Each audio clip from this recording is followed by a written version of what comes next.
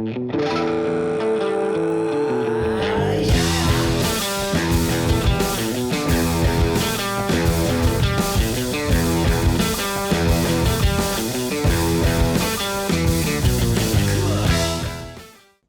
up on the Pete Sousa Show on the Rogue Media Sports Network and our new digs. It doesn't get any better than this. And we get better every week. That's just 1% better. That's what we want to do. And we're going to get there this week with Cam Stuart, Locked On Sports, Locked On Baylor. He's going to talk to us about the potential of Scott Drew maybe leaving for the Kentucky job. Hey, I think he should say, and I hope he does. But Cam, you want to talk about an opinionated guy. He'll give us all the information we need. Mike Barton Jr., Murph Barton, talks to us about the Masters. There's no bigger golf expert, or at least self-proclaimed, than Murph, and he does a great job telling us exactly how to get ready for the Masters. We also talk with Rob Neyer, Major League Baseball sports writer for ESPN, Fox Sports, sabermetrics guy, Bill James guy. He knows numbers. He knows the game. We talk with a ton of baseball with him. And we also talk with Doug Feinberg. Nothing's hotter than women's basketball right now. We got a lot of guests. I feel like we might be kind of hot. Coming up.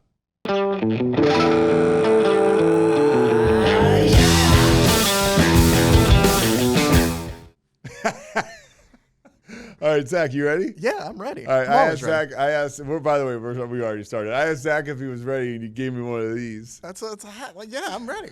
Now, Zach is dangerously close to the room where Mike Hamilton walks inside and farts when he needs to break wind. Now, this is true. There's a closet right behind Zach that you guys can't see, and you don't need to see. We'll take you there. As horrifying as that is. Let's hope not. So you saw Mike walk into that closet one day. It was okay. Nice enough. He politely excused himself, and I thought he was leaving, and then he disappeared, and I thought, oh, he left, and then all of a sudden I saw the closet door opening and walk back out. Mike, you walked into a closet, dude? Yeah, man, I was being nice. So, anyways, we figured if somebody's like says the wrong thing, I think we will swear from time to time. We don't intend to. Hey, you can't see smell. But you can smell it, and we're here. I honestly don't smell it, and I appreciate Mike. One thing I appreciate being here in Central Texas is Scott Drew. And there's rumors abound that he is the number one choice right now for the Kentucky job. Nate Oates has declared that he will stay at Alabama. Jay Wright shot down rumors last night on the pregame show when Seth Davis asked him on CBS, and Danny Hurley after the game. He gave every impression that he was going to stay at UConn after winning back-to-back titles. So that leaves Scott Drew, and his buyout is affordable. It's $4.5 million, and he has a great relationship with their athletic director. I guess it goes back to when Baylor was in the bubble in 2021. Kentucky's athletic director was, for lack of a better term, their conduit to the site and being in Indianapolis. And at the end of the day, regardless of how I screw up their relationship or what that guy's role was, they became very close over that period of time and have kept in touch. There's a lot of pieces of the puzzle here that somebody like me who was just kind of reading the tea leaves, you'd say, oh, that's interesting. And then people are talking about reputable people, like Pete Thamel, like Seth Davis, are saying, hey, this is a guy probably at the top of their list, if not their number one choice. I think you have to look at it, and when big names, obviously, like that are kind of throwing things out there, when there's smoke, there's fire, but that doesn't necessarily mean that it's obviously a done deal for sure. I feel like Kentucky's been a name, though, that even before the bubble was a team that would be brought up when it came to, I think the last time potentially, even before that Calipari was rumored to be gone, Scott Drew was rumored to be the fill-in then. So it seems like there's always a bit of connection there. I think also with more and more people coming out and saying like, oh no, I'm staying, then who else is going to fill that role? Because Kentucky is a job, at least for me, that requires a certain status of coach. Yeah. And so there aren't a lot of Scott Drew caliber type coaches available then out there. Yeah. And I'm not going, no inside knowledge, I had a chance to do a bunch of Baylor games this year, and my interactions with Scott Drew, as I'm sure yours have too, is always awesome. Mm-hmm. I'm a Central Texan. I really hope he does not leave. I love Baylor. I love Scott Drew. And so I really, really hope he stays. But as a kid who grew up, I mean, when the phone rings and it's Kentucky, I got to imagine, I feel like just in my experience in college basketball, you pick up the phone and you have a conversation, especially if you have a relationship with the athletic director. For sure. I think it's something you have to listen to because you said, like, it's Kentucky. Like, I've been a massive college basketball fan since I was a kid, too. Yeah. And I don't have to necessarily like Kentucky to still respect them. 100%. Like, there was a time, you know, like I've players, coaches, whatever, of just like, it's Kentucky's there every year. Like, remember the run with like, you know, DeMarcus Cousins and stuff that he had. Yeah, 2015, they went to the Final Four. They were undefeated for most of the season. And I got so tired of that Kentucky team, but I respected the hell out of them. And the same with the program. So it's one of those that if it calls and there's a couple programs kind of on that list that you have to answer, and at least hear them out on it, no matter even if you take it or not. And Kentucky for sure is one of them. All right, we're going to start talking with Cam Stuart. I promise we won't let him talk for too long, right? Because Cam is super opinionated. Yeah, for sure. When it comes to Baylor, and he's super insightful and he has great knowledge. But boy, he's got a lot of opinions. So I'll try to keep him in line when we get him here in a second. Coming up next, Locked On Baylor, Cam Stuart.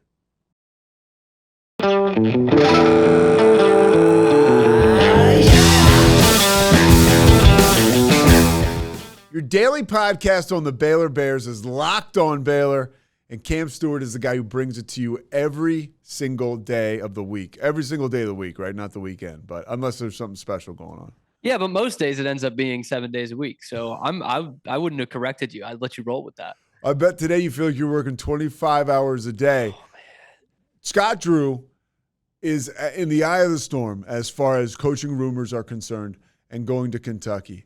I want to know from you what you know right now and what the latest is as far as your research and reporting. Yeah, well, as we're recording this, just a few minutes before, Scott Drew has officially been offered the Kentucky job. Officially, as in great sources around the Kentucky program are now reporting that he has gotten offered the UK job. So that's kind of like something's changing every hour, Pete. Like, and when things aren't changing, it is because someone is staying quiet, which is also implying other things. And so basically we're hearing, we've heard Dan Hurley said no. We've heard Nate Oates said no. And so really where I'm at this hour, not just the offer to Scott Drew, but just the fact that who else do they have right now? Because when it comes out on Monday morning, what their list is, Scott Drew is in there. I don't know if he's number one, but he's, with a couple of good names like Nate Oates, like Dan Hurley, like Billy Donovan. And now all of a sudden, two of those guys have said no. And Billy Donovan's on a different timeline from everyone else, being in the NBA. So that could be a couple of weeks until the Bulls inevitably lose in the play-in tournament. And now you're kind of left with Scott Drew. And that's not a bad thing to be left with if you're Kentucky, but bad for Baylor fans because right now it's, maybe a long shot in Bruce Pearl. Maybe they do wait on Donovan, but, Scott Drew seemed to be their primary target. And now he is the path of least resistance as we look at it right now. Like you, I really hope that he stays put in Central Texas and in Baylor and at Baylor. And, what he's built here in Waco, from the ashes has just been the most unbelievable resurgence, and his ability to turn this thing around makes me think that he would stay. What makes you think he will leave? Well, I mean, first and foremost, and I don't want to sound like an absolute homer for this team I've never rooted for in my life, but Kentucky is Kentucky.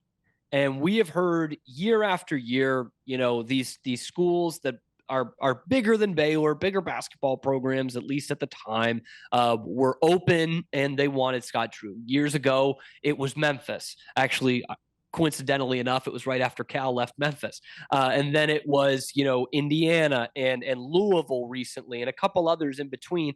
And for all of those, it was like, come on, like Scott Drew, he's building something here or he's built something, depending on what time he got offered those jobs or looked at those jobs. But now it's like none of those programs were Kentucky. Kentucky is a different animal. And the devil's advocate in me looks at, all that Scott has built and how great a place it is just for any basketball coach to be at Baylor right now with all that's gone on with, obviously the national championship being the biggest one, but getting the All-Americans in the door, and having the brand new shiny spanky new arena helps, and all that goes into it. The fact that Baylor pours a lot of money into basketball, more than a lot of other schools in comparison to football, all of those things are great. But the devil's advocate in me would say, okay, has he taken it as far as he can take them? Is he ready for another challenge? And I don't know if Scott is thinking like that at all, but that's the way I am sweating it out as a Baylor fan, is he has done it at Baylor. He's done it all. And the only thing he could do now is to just do it more, which is what we're hoping for.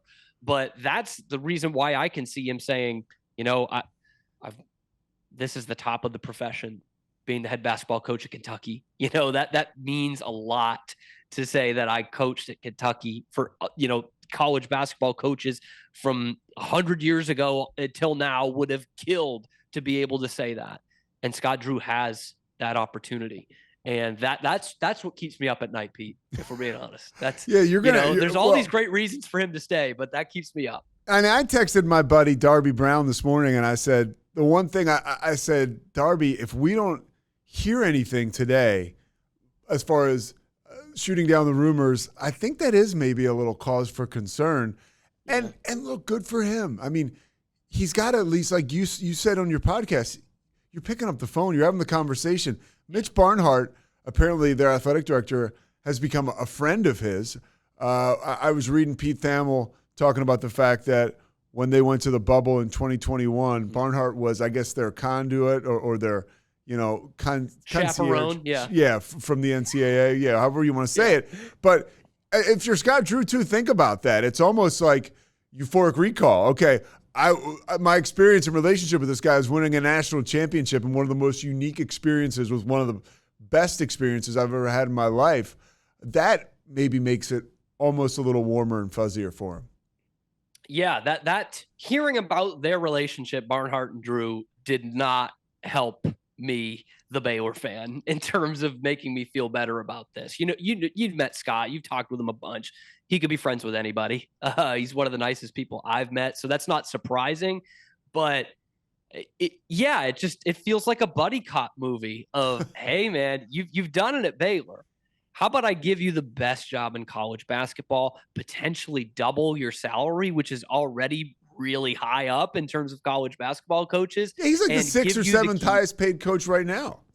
Yeah. Yes. Yeah. So most other jobs, it's like whatever, another $1 million maybe. But I think legitimately Kentucky can go north of $10 million. There were rumors of an $11 million offer to Dan Hurley, which, I would hate as a Kentucky fan if that word got out, because that's probably a little bit higher than most people would pay for Scott Drew. But it's scary in that he also has an in. And obviously, from what we've heard, it's no surprise that Scott was the primary target for Kentucky. Because in a lot of these jobs in the past that he's been rumored for, it would just be like, oh, wouldn't this be great? Louisville, who was really interested in Scott Drew, but like, oh, he's already rebuilt a program at the Power 5 level. He could do that with us, take us back to the glory days. But there's no real connection there. And Kentucky, it's like, we're the number one job in college basketball. We could double your salary. Oh, and remember that great time we had in Indianapolis, man? Like, we could hang out all the time. Like, it just doesn't it definitely doesn't make you feel warm and fuzzy as a Baylor fan, to use your terms there. And the other thing too, I think Darby made a great point, is that the longer we hear the silence here, the more we are left to our own devices in terms of how to think of this, obviously. And it's one of those things like, of course, Scott's going to let this breathe a little bit. If nothing else, for a deal out of Baylor, which I think he did get a raise last month, but you know what I mean? Like, anyone would give this a couple of days. And so you can't fault him for that. But at that same token, this is going to be an agonizing week for Baylor fans to let this thing play out. You think he'll stay? I still lean that way, Pete. I still lean that way. But every hour and every hour that goes by, every candidate that drops out of the race, the closer I get to 50-50. I'll say that. How do you, as the voice of, Locked On, the face that now wears the mustache, which is worrisome for all of us out there. Yeah. How is it for you tracking this story? Like, what do you do to stay on top of it? Honestly, man, it is glued to my phone at every second. And part of it is working with our pal Matt Mosley, who is very connected. That helps a lot. But it's really just been not searching Scott Drew in the search engine, but searching everyone else. Nate Oates, Billy Donovan, Bruce Pearl, Dan Hurley, all the way down to Mark Pope and TJ Otzelberger. Like, just seeing what kind of traction that gets. And of course, seeing if we will hear anything from Scott. But that is how I've tried to keep on top of this, is to just see everyone else. It's kind of like when you're watching baseball, in the ballpark, and you're like, I don't want to watch the ball because then I'll think everything's a home run. You watch the outfielders, right?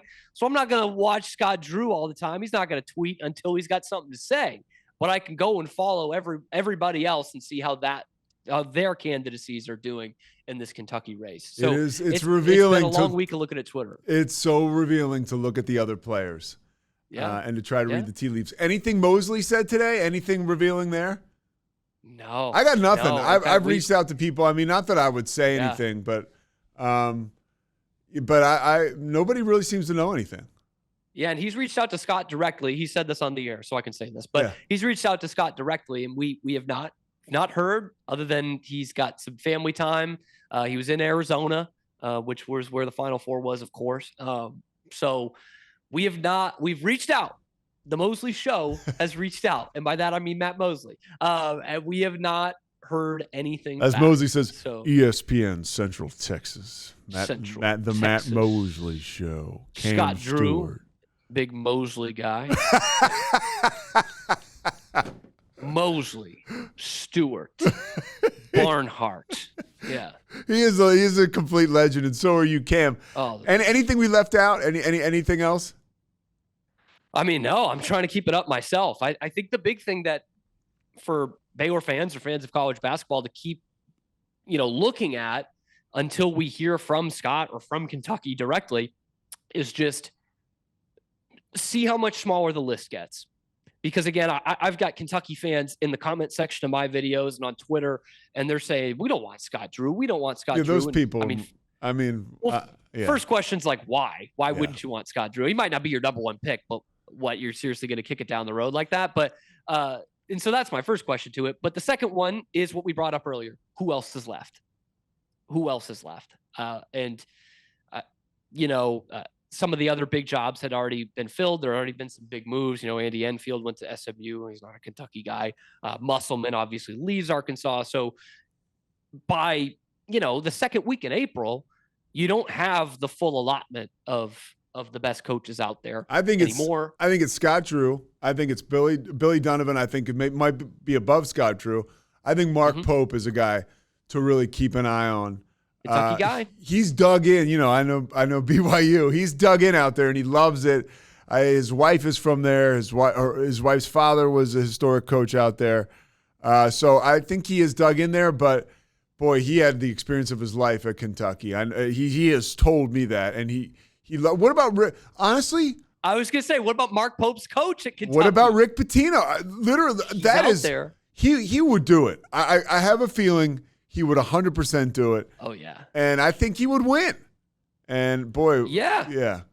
And Pitino, it's like kind of like Calipari, but in a different way. When you hired him, you know what you're getting with Pitino. You know what comes with it, right? Part of it is winning. I mean, I think St. John's should have been in the tournament this year. They were very close. And so, like, this guy, and he had Iona in the tournament. So you're going to win. I know tournament's not the goal for Kentucky, but he can win.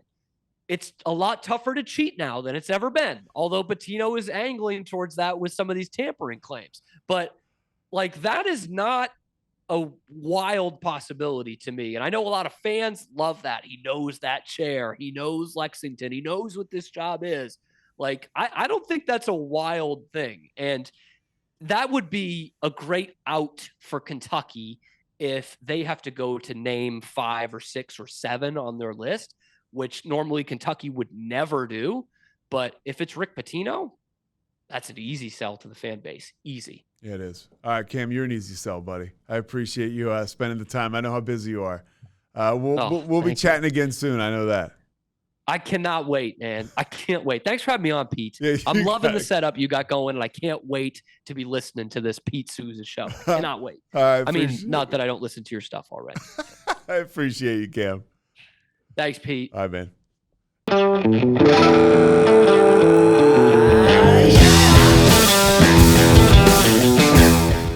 So look, if we got a golf expert on the Pete Sousa show, it's this guy. It's Mike Barton.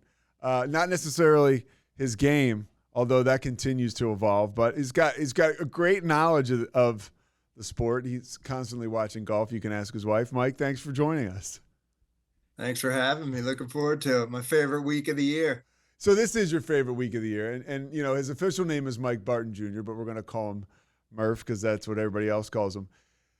Going into Augusta, Murph. So Scotty Scheffler has won 2 of his last 3 starts on the PGA Tour. Is he your, like, heading into the tournament, is he your favorite? For sure. He has to be. He's been playing head and shoulders above everybody else. If his putter shows up even average, he should win by a couple strokes. So when he's putting up ball striking numbers that we haven't seen since Tiger's heyday. So when you look at the board, you look at the odds. So I hate his odds. I think he's 4-1 the last I saw. Yeah, he's plus 450 right now. I'm looking at. Yeah, I mean that's tough. But he's far and away the favorite. He's the best golfer there this week. Whose odds do you like the best? Like I was reading, John Rahm is plus 1,200 to repeat. I mean, I like to mess around in that like 25-1 to 40-1 category. I think there's, it's more fun. There's guys in that range that can definitely win. There's a better payout. A couple guys I like this week are Hideki Matsuyama, and I really like Shane Lowry this week. I think he's maybe 40-1 the last I saw. It's 50-1 now. 50-1, yeah. So I think that's good value. Throw a couple bucks on that if he wins. It's a good win. All right, so talk to me about Tiger. Everybody wants to know. I read earlier, Will Zalatoris played a practice round with him yesterday, 9 holes, and Will says he looks phenomenal. Do you buy into that? Is there a scenario where Tiger is in the hunt on Saturday? I mean, I don't think so. But Augusta seems to be the type of place where guys who are past their prime have come back in the past and won into their late 40s. Jack Nicklaus did it. I think Freddie Couples might have done it, or he certainly contended. And if anybody can do it, it's Tiger. I mean, he certainly knows his way around Augusta, and he has all the shots. He has the ability. I think the problem for him is just the recovery. It's a very difficult walk, really hilly. And I don't know if he can string 4 days together in a row on his ankle and his back. What do you think about like the rust? I was hearing today, I think it was Rich Lerner was saying like he hasn't finished 72 holes of golf, but like twice in the last 2 years. Yeah, I know. I mean, it's got to be tough for him to come in there against all these young guys. I mean, all the best players now are in their mid to early 20s. And he's kind of hobbling around. He's got to have some rust, but it's Tiger Woods. So it's definitely not impossible. And I would love it if he was in contention on Sunday. And I'm pretty sure everybody else would too. Brooks Koepka and Cam Smith, they've both really kind of flirted with winning Augusta. Which one of those, if you had to pick one of the two, do you think breaks through? It's so hard to say. I mean, I think you can never count Brooks out. He's not coming in good form. He's been playing poorly in the live events, but Brooks is kind of known for that. He seems to only care about 4 golf tournaments a year, and those are the majors. So, on one hand, it's hard to bet on him because he's been playing so bad, but it's Brooks Koepka and he shows up every time. Cam Smith has had success at Augusta. His putting numbers there are through the roof. I think he's number 1 in putting over the last 4 or 5 years. But I get the sense that I can't tell if he really likes golf or he just he's not grinding. I think he's living life and enjoying all the money he got when he signed there. He's not going to be on my betting card this week. So I would say Brooks Koepka is a better bet. Now that brings up a really interesting point. Do you feel like some of the guys who have signed with Liv maybe have lost their teeth a little bit, like as far as and then you talk about the Tiger scenario where, like, in his case it's rust, but even these guys maybe, now you're talking about flipping a switch possibly, right? If you're a guy like Cam Smith or like you mentioned, he could be. That's what the guys from the PGA Tour talk about all the time. The guys on the Golf Channel, they're constantly throwing shots at the Live guys, saying, "Hey, these guys play 54-hole tournaments. They're shotgun starts. They're not, they're not grinding it out like these guys on the PGA Tour. So they're going to come in at a disadvantage." But in the last couple majors, the Live guys have done very well. So it's hard to say if that's true or not. They certainly have a lot of talent on the Live Tour, and some of those guys seem really hungry. Jocko Neiman, who I think is a great pick this week. Sergio seems like he's on fire. I think he really wants to prove a point and make some noise this week. Koepka, obviously. Patrick Reed, he's the ultimate competitor. The only two guys that I'm not so sure about are DJ and Cam Smith. I think both of them are just kind of enjoying being on boats in Florida and fishing with their buddies and hanging out. But they could prove me wrong this week. They're both incredibly talented golfers. Well, I was lucky enough to have Charlie Belgian on the Payoff podcast about, the pod I do about sobriety. But what he said about Live Golf, the one thing that I took from that, whether you agree or disagree, he felt strongly about Live, and he was really disappointed with the PGA. But he was so passionate about it. And I think that whatever side you're on as a golfer, you have a real passionate take. Do you believe that can play into this weekend at all, like creating tension at all?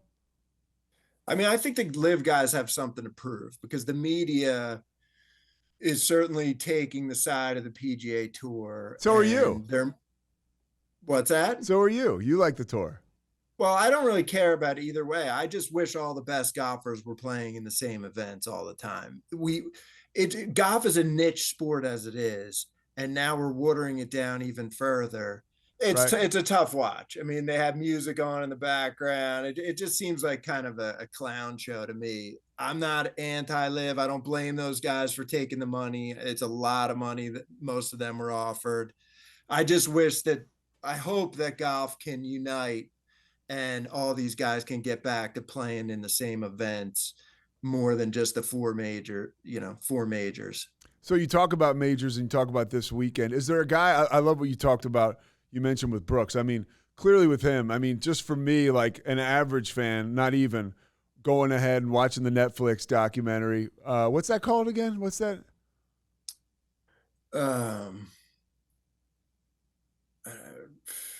Something Drive, open, whatever. Anyways, F1 something Drive. Yeah, I can't remember what it's called. So, anyways, Brooks is awesome. I think his wife is obviously very cute, which doesn't hurt to watch. But then you talk about he is very open and honest about his struggles mentally. Like golf is a game that you play it all the time, right? It's a total head game.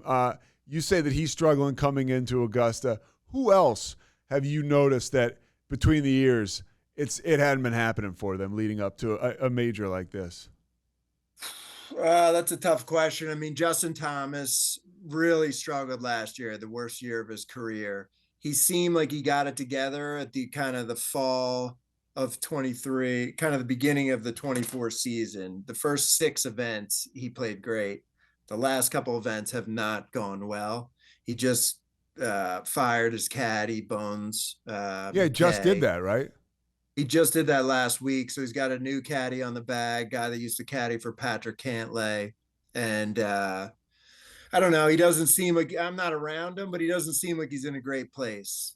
Other than that, I think there's so many guys that have a chance this week. It's hard for me to rule anybody out. So who's rolling in? Like who's coming in like on a heater? Matsuyama's really on a roll. Jordan Spieth has been showing a little couple signs of life recently, and you can never count him out at Augusta. I think he's had 6 top 4s in his last 10 Masters, which is unheard of. The guy just he plays great at Augusta.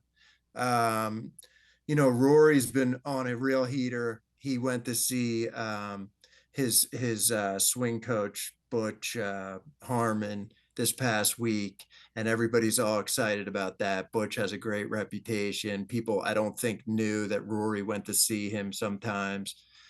He played really well at the Valspar down in Texas, and this is his 9th chance to complete the Grand Slam, and he's coming in good form. I'm definitely putting some money on Rory this week. What do you know about? And then, like I said, Shane Lowry's my guy. He's been playing great all spring. He's won a major before. His odds, for a guy like me, I love taking 40, 50 to 1. And I listened to an interview with him the other day, and he was talking about how he found something in his swing over the winter that he's really loving. And when I hear a golfer say that, that means something. He's coming in with some confidence. He has great hands around the green, great short game. Like, I think he's had some success at Augusta. So I think everything's lining up well for him. What about Jon Rahm? They talk about the week leading up to the event itself. It's like a lot. You get spread pretty thin. You host the Champions Dinner. There's a lot of commitments. Yeah. It's hard to repeat at Augusta. Very hard. I'm not going to be betting on Rahm, but the guy's the ultimate competitor. He's top 2-3 player in the world for sure right now. I think he has a lot to prove after leaving for LIV. I think he broke a lot of hearts on the PGA Tour when he left. And I think Jon Rahm really plays his best when he has a chip on his shoulder. And I think he's going to come in with a chip on his shoulder like, hey, don't forget about me just because I went to LIV.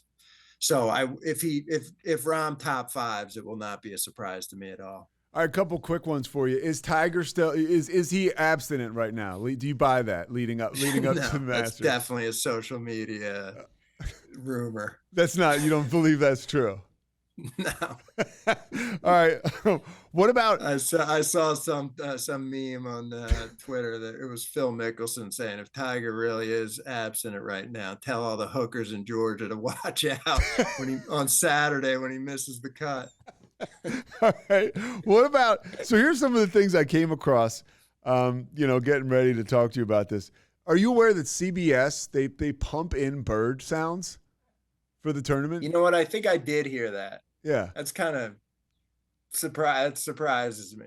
Yeah, here's another thing I found out. Do you know the water? It's so beautiful. I guess they put dye in it, like food coloring. Yeah. Yeah. You've heard that? And that's true because a dude who I guess got a chance to play it, he took like a vial of the water and had it tested. And that's how they found out. Yeah. He'll never play there again. How about the fact that they freeze the azaleas? We know that, right? All winter long, so they're in full bloom. Here's a couple other things. I'm going to play a little game with you. This will be quick. So, Price is Right as far as Augusta is concerned. Palmetto cheese, the sandwich, is it over or under $3? Under. Yeah, it's $1.50. The most expensive thing at the event, food-wise, is $3. Barbecue sandwich, a chicken wrap, and a chicken sandwich. I would probably get the chicken wrap. I love wraps. They don't need the money, Pete. No, they don't. All right, is a beer over or under $5? Under. Over $6. Okay. And wine is $6 as well. It's up from last year. All right, so at the end of it, Murph, as we head in, you like Scheffler to win. If somebody said, "Hey, who is going to win?" It's Scotty Scheffler. Yeah, I mean, if you put a gun to my, I'm not going to bet on him, like I said, because I don't like his odds. But he is by far the best player in the sport of golf right now. He's coming in on an absolute heater. I think he's won 3 of his last 4 events. He's just hitting the ball like nobody else. Nobody's even close to him. Even the other pros on tour are like, there's nothing we can do when he's on. Does Megan know like this is an important week to you and like weekend? Yes. And like she knows kind of like it's the Masters. Like I'm not gonna ask Murph to leave Dad alone on Sunday afternoon. Do you think you'll have to do stuff on Friday and Saturday? I don't know. Probably not. Megan's pretty easy going. But Megan, like last weekend was her big weekend. She was celebrated for all the work she did at the golf club, yes. Right? And she celebrated hard. She celebrated. So now you would think if she's going to be a good teammate, this is your weekend. 100%. I'm going to have her listen to this pod. All right, if there's one person that we are not talking about right now that will make the cut and will have an impact, one guy we haven't discussed, or maybe it can be somebody we have. Who does nobody know about that after this weekend? I think we'll know about? if you're looking for a sleeper, it's Siwoo Kim. I saw a stat from Kyle Porter at CBS. 10 of the last 12 Masters winners have been at 1.7 strokes gained, tee to green or better in the 3 months leading into the Masters. And most of that list are all the guys you would expect: Scheffler, Neiman, Schauffele, Rahm, Matsuyama, McIlroy, and Justin Thomas. Siwoo Kim sneaks in there at 1.8. He just top fived at the Players. I think he's a good sleeper if somebody's looking for. He's a great ball striker, and that's what you need to be at Augusta if you're going to have success. How many pools will you be in? 1, 2, 3? I'll be in one pool. That's a big pool. It's hard to win, and then I'll probably just spread a little money on a bunch of different futures. Okay. Yeah. So I by the love way, it. you've made history. You're like Larry Brown was the only guy to win a college and NBA championship. You're the only guy that's been on the payoff pod and the sports iteration of the Pete Sousa Grand show. Slam. The Grand Slam. All right, yo, Murph, that's it, dude. Anything else? No, that's it. You were absolutely dynamite. Thanks for having me on, buddy. Yeah, we're I gonna have love you the on new before every logo. major. Before every major, or until they tell me to stop coming here. All right, next time. Next time I'll do a little more homework. I'll come prepared. No, that was great. You were really prepared. It was awesome. I'll try to check you out on 4th D later on. All right, buddy. All right, man. Great job. Later.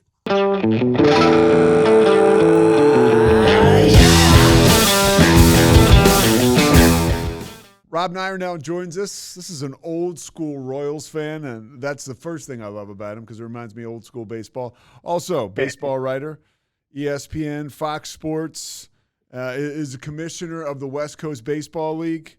That is in itself a pretty awesome deal. Rob, thank you so much for joining us. I'm thrilled to be here. First thing I want to ask you is, who is your favorite Royal of all time? Oh my gosh. It's really hard to say because it would change every 2 years when I was a kid. But when you were a kid, they were awesome. And you're a little older than me. But I can remember some of my first memories. Like the first baseball season I truly remember was when they beat the Cardinals in '85. And that was when baseball to me was just so magical. And those are some of my purest memories. And I have great memories of those Royals teams. Yeah, me too. I mean, as a kid, when your team is winning games and has great players and the players tend to be the same every year, which they did when I was a kid, more so than now, it's very easy to fall in love with your team. And so I loved all those guys, and I can rattle off the lineup over the course of 6 or 8, 10 years. But I think ultimately the one I have the most affection for all these years later is probably Frank White, because not only was he an outstanding player with a lot of huge moments, but I also got to know him a little bit after his career and spent some time with him. And so I have a real affection for Frank. How about when Bo Jackson came to the Royals? I remember. Oh my gosh. Yeah, when he went to play for the Raiders, he talked about baseball being a hobby or one or the other, and it ruffled a lot of feathers on both sides, right? The Raiders and the Royals. But what was that experience like as somebody who was around the club at the time? I mean, if you were a fan, as I was, the excitement level was off the charts.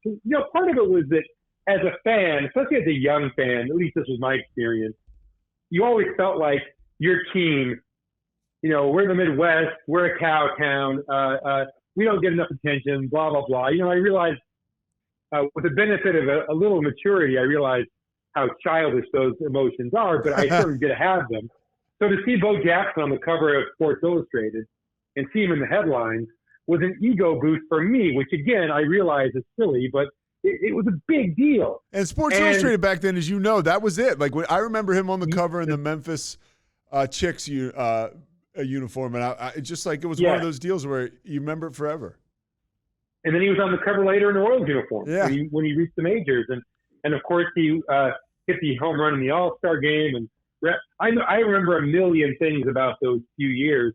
I still have, when I went to Royals games back in those days, my favorite place to sit was out in the left field stand. We used to call it GA, general admission. You'd pay your $2.50 or $3 or whatever it was and sit wherever you wanted out there. And I loved those seats because I got to sit behind Bo Jackson. This is before he moved to center field, and and took Willie Wilson's place. And there was a picture of him, front page of the Kansas City Star in 19 whatever year it was, 88, 89, and if you look at that picture, there's me in the stands standing up cheering for Bo Jackson. I mean, it was a big deal. And you, as a Royals fan, you just felt you were a part of this thing that was bigger than anything we had seen before as Royals fans. And one more question I want to ask you now that we're going down the Royals memory lane. This is a darker memory, but I grew up a Phillies fan. And I remember, it was kind of, I learned about the Phillies' history and beating the Royals in the 1980 World Series. But then I remember, and I'm sure you were at ESPN at the time, I'm not sure what you had to do with this story, probably little to nothing, because I think it was a Jeremy Schaap story, but the Willie Mays Aikens, does that story ring a bell? Well, oh, sure. I mean, he was huge in the 80 World Series. I believe he was only the second player to hit multiple home runs in two World Series games. He had 4 home runs in the series. 4 home runs in the series. And then he got arrested, though, in 1994. What was that like tracking that story? Well, it was interesting. He'd been gone from the Royals for so long, and we'd been through so many drug-related stories in Kansas City because in 1984, Willie Wilson missed part of the season, was in prison. Jerry Martin, Vida Blue, I believe there might have been one more, but those three, all three of those guys were not only suspended, but in the case of Willie Wilson, spent some time in prison. And it really affected that 84 season, obviously, but also how people thought about those guys. And so, the Willie Aikens thing, which, by the way, came after he had been not only gone from the Royals for a long time, but had spent a fair number of years in Mexico hitting about 1 million home runs. And of course, I followed him year in, year out because he was still playing. He played into, I believe, his early 40s down in Mexico before he got busted and sent to prison. And so, yeah, I mean, it wasn't. He never really crossed over into being one of my favorite players because he only had a couple of real good seasons with the Royals. But he's always been a Royal. I have his book. It's pretty good. I guess there was a movie that came out about him a couple years ago, which I have not seen, but I've been meaning to watch that. So there was a movie about him? There's a movie, yes. They made a movie about his arrest and his recovery and what happened to him after prison. It's not a documentary; it's a real movie. Oh, yeah. Wow! Okay, I'll find it. I love all that stuff. Now we transition now from you as a fan and the stuff that kind of had you so taken by baseball to your career. When did you realize that you were a numbers guy and that you were going to work with Bill James and it goes on to Stats Inc. and Sabermetrics? Well, I have been in my career among the luckiest people ever because when I went off to college in 1984 to the University of Kansas, which, I wanted to go to Missouri, but I couldn't afford the out-of-state tuition, so I went to Kansas. That's where all my friends were going, and it was cheap. So I went to Kansas, and my first or second day in Lawrence, I went to the bookstore in the Student Union and went straight to the sports section, of course, and I saw a book there. It was called The Bill James Baseball Abstract, 1984. I had never heard of this Bill James character before, but the book looked interesting, and I started leafing through it. And I realized pretty quickly that this guy was writing for me. This was sort of content that my brain really wanted at that exact moment. The Royals, by the way, in that 84 season, they were in the middle of a pennant race, which they ultimately won. So I had more passion than usual for for the Royals and for baseball generally. And I bought the book, took it back to my apartment, and just devoured it. And basically from that moment on, if you had asked me in college, what's your dream job, Rob? If you could do one thing in the world, what would it be? It would have been work for Bill James. And, it turned out not only did he, and I did not know this at the time, not only did he live about 30 minutes from me, from Lawrence, but we actually had ultimately, a couple years later, we had a mutual friend. And so when Bill was looking for an assistant in 1988, my friend said, "Hey, Rob, you really should apply for this job." And he had to push me to apply for the job, because I couldn't imagine why on earth Bill would ever want to hire somebody like me. At that time, I was a college dropout working as a roofer. And ultimately, I did apply for the job, and obviously Bill hired me, and I spent 4 years with him, and then moved to Stats Inc. for a while, and ultimately ESPN, was there for 15 years, and many things since. But it was just a stroke of good fortune that I happened to find Bill when I found him, and that 4 years later he hired me. What was the most bizarre story you ended up covering, baseball related, while you were at ESPN? Oh my gosh, that's a tough one. Bizarre is tricky. I was for most of my time at ESPN, and I've said many times that I sort of regret. I had a lot of freedom to do what I wanted to do. What I wanted to do most of the time I was at ESPN was just watch games and write whatever popped into my head. And I didn't go out and cover a lot of things. Later with other jobs, I did some of those stories. The biggest story that I worked on at ESPN was the summer of '98 with McGuire and Sousa. Yeah. I was fortunate enough to be sent to St. Louis to a Cubs Cardinal series where McGuire broke the record, and that was an incredible experience. But I think that when I did, the most fun I had reporting things was actually years later when I was working at FoxSports.com, and I wrote a story about the summer in which Bill Murray played baseball for the Grays Harbor Loggers in the Northwest League. That was a bizarre story which had really barely been touched on. Nobody's ever written a story. Somehow it's just been missed. So finding the story and then talking to so many people who played with Bill Murray on that team and watched him play. I talked to Father Guido Sarducci, who most people listening probably don't know who that is. Live, yeah.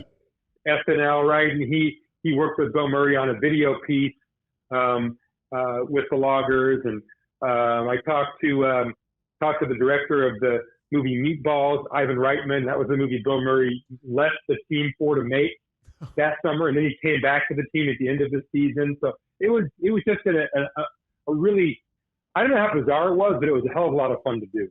What was the most startling revelation you made while tracking Bill Murray's journey?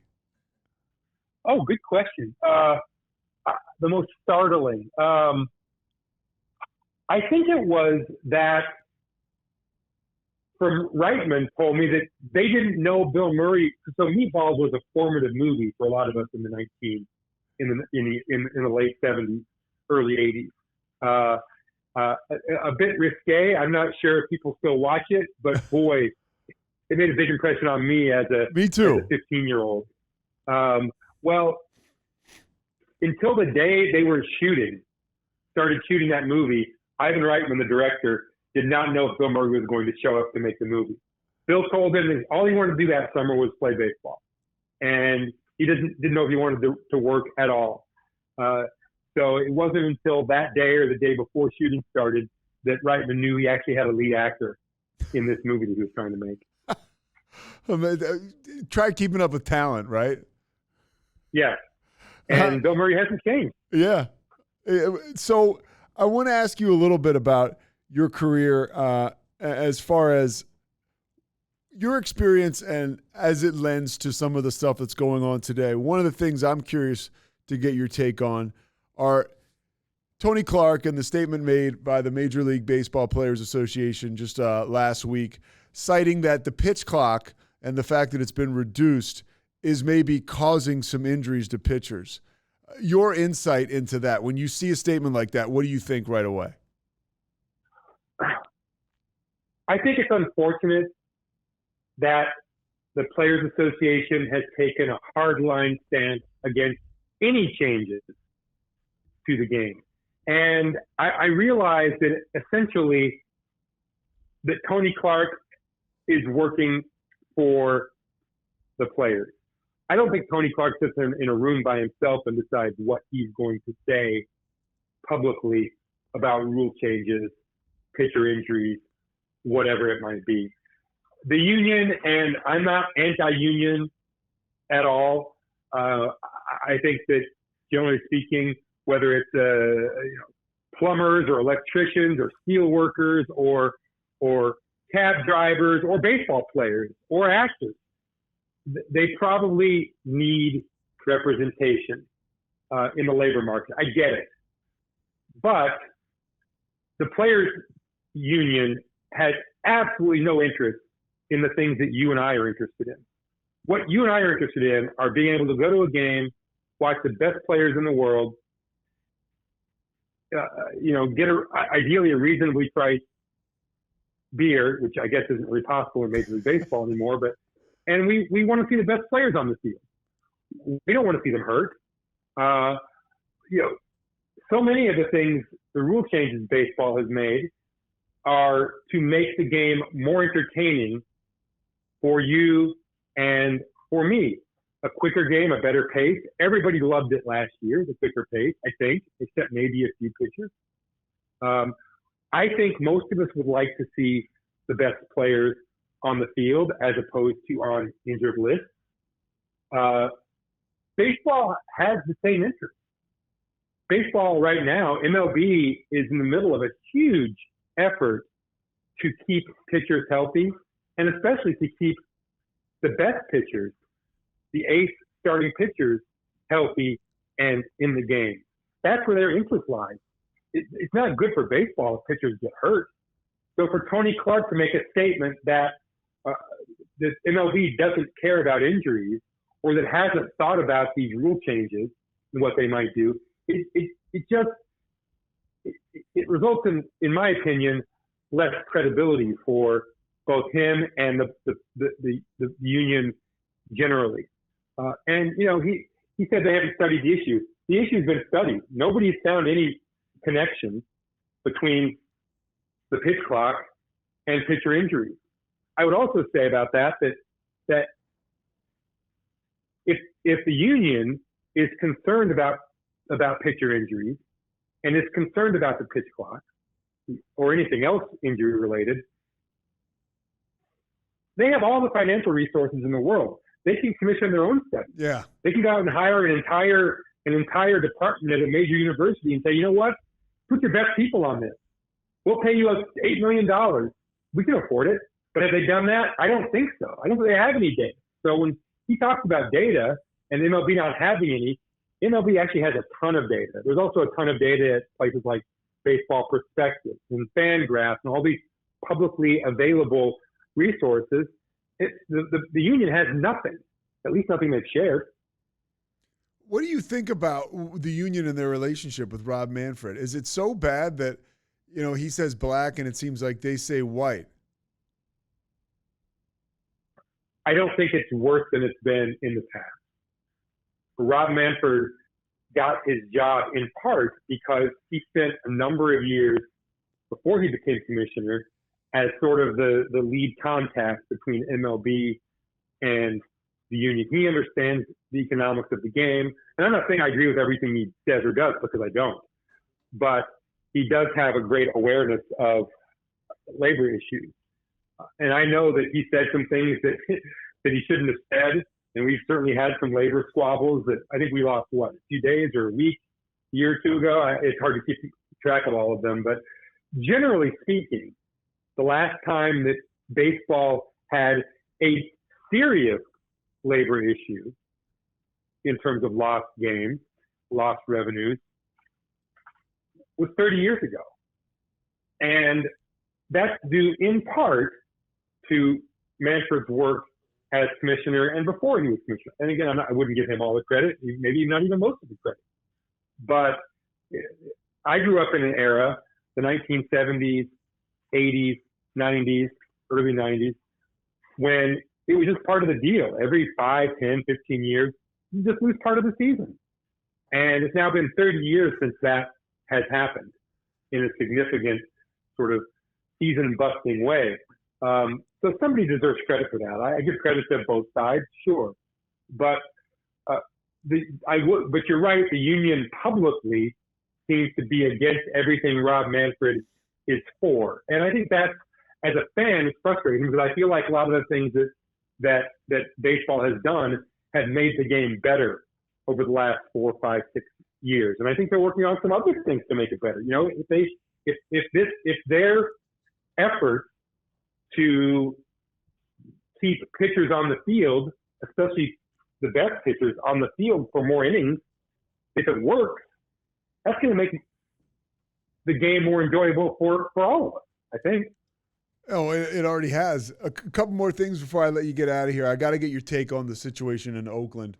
The A's announced they're moving to Sacramento, you know, air quotes, in the meantime, before they would move to Las Vegas. How have we gotten here with that organization? I mean, is it the city that just hasn't stepped up and fought to keep this team? Because, again, people have never really turned out in droves to go see games in Oakland. The stadium is a dump, especially now, and there hasn't been a ton of incentive. On the field, they have had a pretty good product, but even when they won World Series back in the 70s, their attendance was always suspect. What is the issue there? Is it the organization in itself, or is it the city, or is it something else I'm missing? Well, first of all, I will say I am by no means an expert on that particular situation, but I have been observing it for quite a long time. And I will push back a little, just to be accurate. The A's drew a huge number of fans in the late 80s when they were also winning World Series, right? They had a run from that run from 88 to 90. I think those were the 3 years when they went to the World Series every year. They were either at the top or very close to the top of attendance in MLB, certainly in the American League. There was one weird year where they drew a ton of fans, and the Giants, I guess it was the year they both went to the World Series. 89, right? And played each other. 89.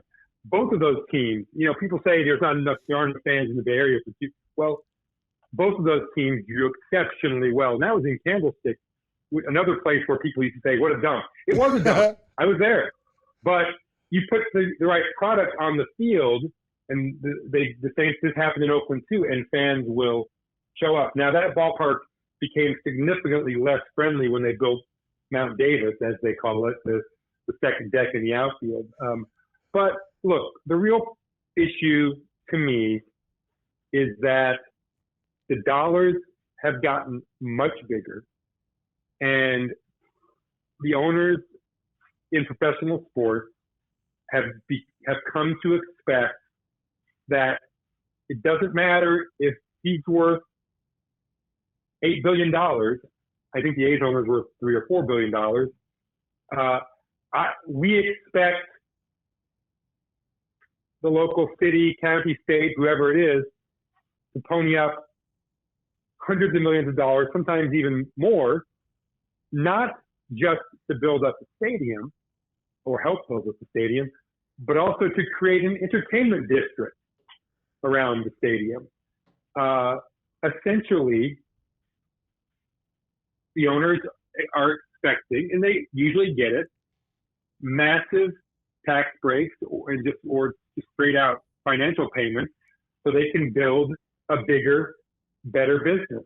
And there are a lot of voters out there who are fine with that because they don't want to lose their team or they want to get a new team. And there are a lot of voters who are not okay with that and say, wait a second, we have a lot of issues here where I live. And if I were in Oakland, I'd probably be saying this. Is this where I want all the money to be going, or whatever extra money we seem to have to the billionaire? I'm not sure. You know, I respect both sides of that argument, but I do think that billionaires, the real issue with the guy in Oakland is that their public relations have been just brutal. They just have not been able to read the room for a few years now, and that's why this looks even worse than it usually does in these situations. All right, last question for you, and I'll get you out of here because you really stoked my interest when you talked about the summer of '98. Do you feel gypped at all? Should we feel gypped at all by the steroid scandal? It was something that I really enjoyed and I found totally captivating and terribly interesting. But looking back, it doesn't bother me really. As a purist, what are your thoughts? Well, I don't know that I think of myself as a purist. I tend to look at baseball history as history. In the late teens, people know about the Black Sox scandal, the 1919 World Series, and that it was thrown. But there was gambling and the throwing of ball games or the bribery of players. That sort of thing was pretty rampant for a number of years. And it kind of just had to get so bad that they did something radical to fix it, which is that they banned a bunch of guys and hired a commissioner who didn't show any mercy. A lot of people will talk about baseball in the 1930s or 40s as being this sort of golden era of baseball, except that there literally weren't any black players in the American League or the National League, right? I mean, I think that you can go back to every era and you can find something where if you're a purist, you might say, wait a second, that really wasn't so pure. Yeah. I don't know what I think about that era. Kind of messed up.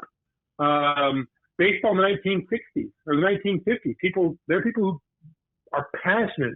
That's the golden era, the 1950s. Yeah, you did have black players, finally, but you also had basically the World Series in New York every year with a bunch of teams that couldn't compete year in, year out. It wasn't very competitive. So I don't know that there's a perfect era of baseball. There are certainly some I find more interesting than others, but I try to place the steroids and before that the amphetamines, well, and after too, frankly, and the cocaine of the early '80s. I kind of look at it all try to look at it all in perspective. As this is something that happened. If it's negative, we hope it's not happening anymore. And I certainly think baseball is more fun when players aren't clearly on drugs. But I never felt like I had been cheated by McGuire and Sousa. I was disappointed when they lied later about what they had done. I think that's where you would like people to be honest and set a good example for everybody else in the world.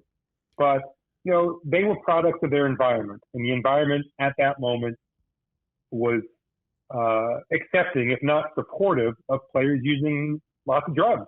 It just was. Rob, I thank you so much for your time, dude. Can we do it again sometime? I could talk to you forever. Yeah, I'd love to. It's been a real pleasure. I appreciate it. Yeah, dude, I thank you so much for your time. And, we'll chat again soon if you be up for that. But I really appreciate it. Anytime. You bet. Take care. All right, take care. Rob Neyer.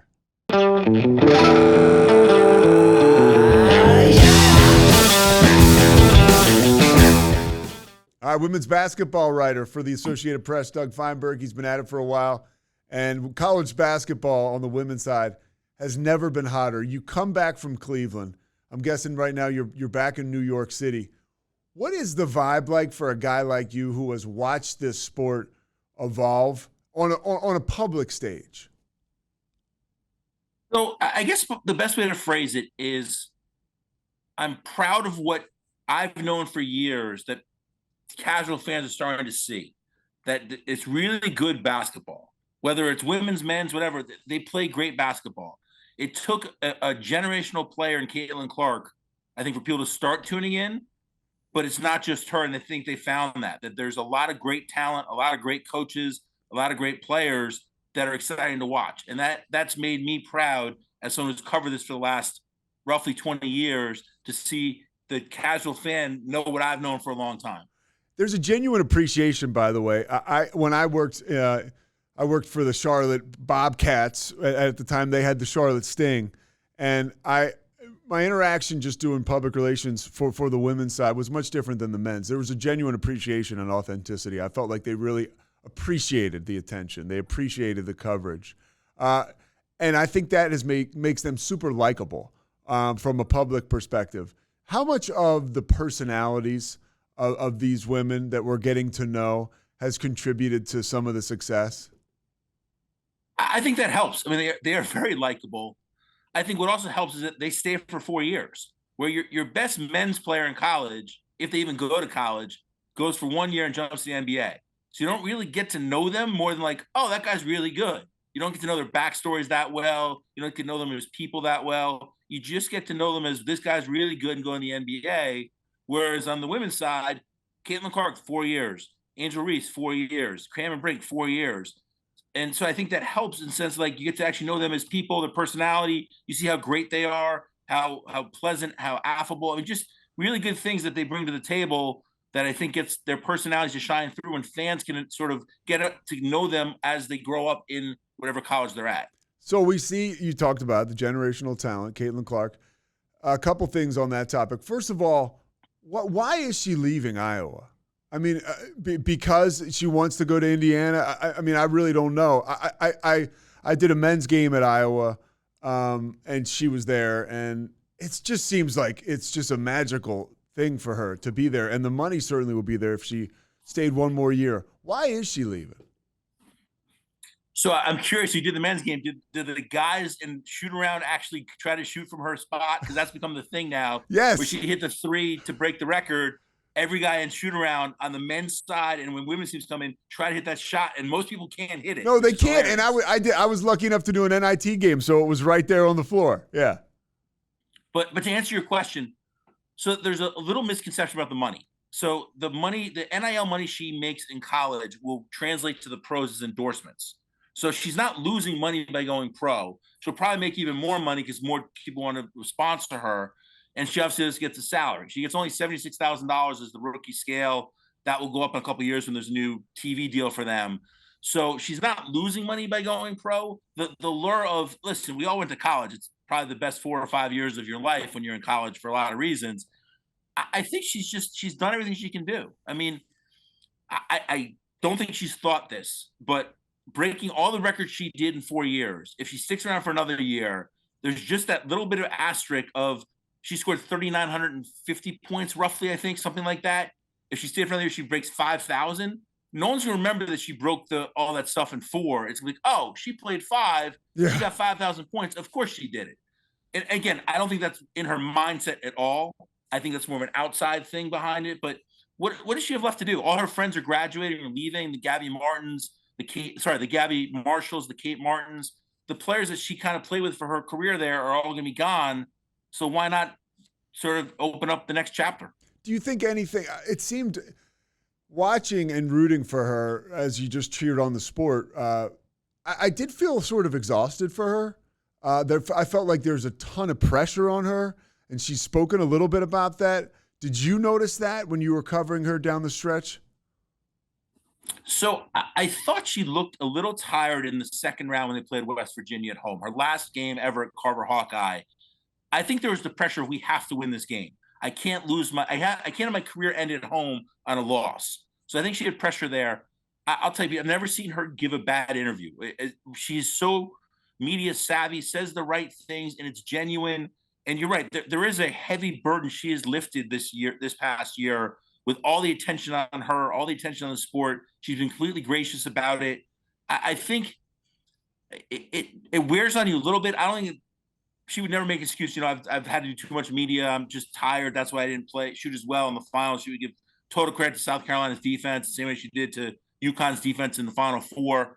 But you could see she looked a little weary. And then, hey, guess what? She's got a week to get ready for the WNBA draft, and then a couple weeks later get ready to play in the WNBA. So no rest for the weary, so to speak. And I feel in the ideal world, you'd hope to get a little more time to let her just like enjoy the end of college, but that's not happening. And I'm here in Central Texas, so Kim Mulkey has made quite the footprint in this area. What's it been like for you to cover her, whether at Baylor, now at LSU? She's a colorful figure, and she is certainly compelling. She is, and I have a really good relationship with Coach Mulkey. I mean, as a media person, I think you can appreciate she'll give you what's on her mind. There's no coach speak. There's none of that other stuff. She'll say what she's thinking, and that you couldn't ask for more as a media person. She's a polarizing figure. You either like her or you hate her. And there was obviously her comments that she made before the Washington Post story came out. I admit I read the story. I didn't learn much new. I didn't know about anybody her that had been around her and been covering her. There was no surprises in that story. At least to me, there no. were. And what was, listen, people didn't like her comments. They thought she sort of raised the bar, so to speak, on the Washington Post story. And then all of a sudden, that LA Times story came out that was not good. I mean, the fact that she retracted some stuff, and it tells you how off it was. And it just made her comments actually look accurate, like false media narratives and things like that. Like, if there'd never been that story, the Washington Post, you're like, oh, maybe that wasn't, like, what are you doing, coach? But then the other one comes out and you're like, she's exactly right there. So she's a Hall of Fame coach. She's won championships. She knows how to win. She knows to get the most out of her players. And as a media person, she's honest with us. So I'm fine with that. The other stuff, that's for people to decide which side of the fence you're on with her. But I've never had a problem with her in an interview, and that to me is what's, I think, important. How much more you think she has left in the tank to keep going? I mean, she signed that new deal last year, 10-year contract. How much of that you think she's actually going to coach out? I think she enjoys it. She literally enjoys coaching. I mean, a lot of them, her, Tara Vanderveer, Gino Auriemma, the old guard, so to speak, enjoy what they do. And it's like, what are you going to do if you're not coaching? I mean, she's got a beautiful grandkid. I'm sure she'd love to spend more time with her son and daughter. I'd say she'll finish out that contract, I would assume. I mean, why wouldn't you? You're paying pretty good money to do something you enjoy. There are a lot worse jobs than coaching college basketball. You mentioned Gino. I'm a Philly guy, so I was pulling for him somewhat on Friday night. Was that a foul? And can you call it there in that moment? Well, those are two very different points. All right, first one's first. Yes. Yeah, it was a foul. She definitely moved the arm up and she slid over, and it's a moving screen, no question. Do you call at that point? I mean, the refs are trained to not know time and score. A foul is a foul, whether it's in the first quarter, second quarter, or 2 seconds left. Personally, as a basketball fan, as a media person, I coached high school girls basketball for a long time. You kind of hope that a player will either make or miss a shot to win a game, and that was taken away from them. But I can't complain about a moving screen that was actually a moving screen, and then they made that call. How was Gino after the game? How pissed was he? Well, let's take a step back first. Paige Beckers is such a phenomenal player, and she might be even better off the court as a speaker. She made the comment, listen, there's 100 plays in a game. One play at the end of the game doesn't determine a win or loss, which I thought was a really great comment. And also she had a comment about next year when Caitlin's gone, everyone's like, well, you're going to be the it girl. She's like, no. There's a lot of girls that we should be paying attention to here, not just me, which I thought was really good. And obviously her SP speech a couple years ago when she won for female athlete, she's like, there are a lot of great Black players we should be supporting also here. And she just gets it. As far as Gino, he took the high road, same thing. Like, he's like, there are a lot of fouls they could have called, they didn't, or they did. So one play doesn't determine it. I'll tell you, I think this might have been one of his best coaching jobs ever. For the talent he had sitting on the bench out for the season with injury, to make a Final Four and come within 2 points of getting to the championship game shows how good a coach he is. He did the best job I've seen guarding Caitlin Clark in a game all season, made her work for every shot, which most people haven't been able to do. Just shows how great a coach he is. Yeah, I felt labored just watching her try to get open. And, I could never get open, and nobody cares if I can or not. All right, last question. How does women's college basketball keep it going? This is an incredible heater. How do we take this and move it into, next year and beyond? So I think it will. I think there's enough talent returning across the country. The Juju Watkins, Hannah Hidalgo, Paige Beckers, Madison Booker, that are really talented and spread out throughout the country, not just one team. Oh, by the way, South Carolina returns most of their players who are really, really good as well. Are we going to see 18.7 million fans tune in for the championship game? Maybe not. But if you get consistent numbers in the numbers we haven't seen before, in the 10 million, the 12 million, the 8 million, that's still a really good year and a really good thing for college basketball. The next set of stars will develop. The talent's getting better every year. So I think it's about expectations. If you think you're going to get more than you had this year, you're probably going to be disappointed. If you can get consistency, and people, I think, are going to keep on wanting to watch, knowing some of these other names now, I think that's great for the sport. And you brought up something that reminds us probably of growing up, the players sticking around for 4 years. I mean, once you get to know them, you can't deny that there's something really familial about the sport, and that keeps us coming back for sure. If I make one other point, I mean, one of my friends, like China Robinson, who's a longtime announcer, said to me the other day, what's great about women's basketball, and I say it's a knock on the men, but they could change it, is there's the quarters. So every game you have potentially 4 buzzer beaters that are exciting. The end of the first quarter, second quarter, third quarter, fourth quarter. You could have a half-court shot. You could have a play. You advance the ball in the fourth quarter, so set up a play in the last second that could be really exciting. The men's only have 2 halves, not as much opportunity for that. I think that brings fans in. They see that it's exciting to watch. Everyone loves buzzer beaters. Everyone loves exciting plays, and you have more chances in the women's game. I think that also helps it get people, once they've seen it once, want to stick around. Doug Feinberg, AP writer, women's college basketball. Thank you so much for taking the time, dude. My pleasure, man. All right, brother. Get some rest. Thank you. See you.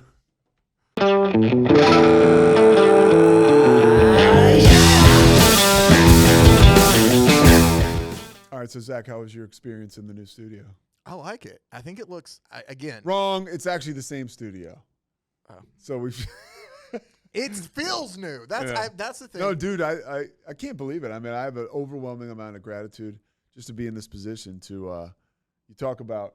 I texted our buddy King McClure a picture of the set, and I said, these guys are certainly putting me in a position to succeed. So this is where I get to screw it up. No, not at all.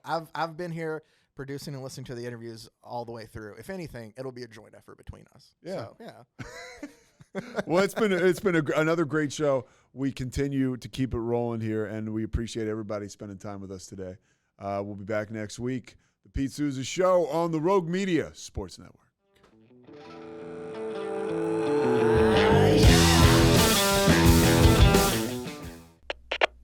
We are Rogue Media Sports.